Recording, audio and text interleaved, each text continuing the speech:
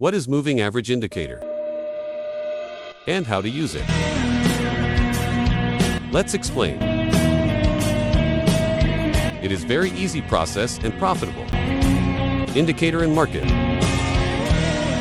At first, go to indicator option. Now in market show a blue line.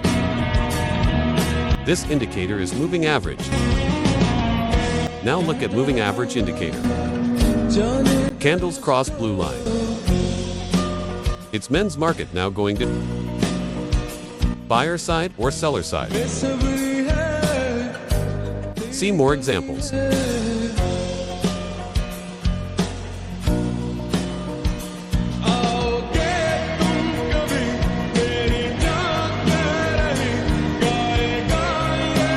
Now is question how to profit. Wait, moving average. Again, go to enable option. Select MACD. Now question, what is MACD show price action?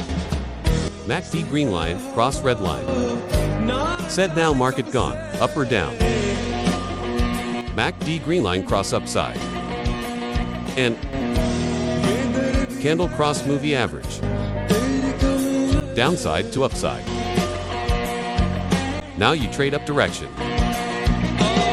That is sure shot for you.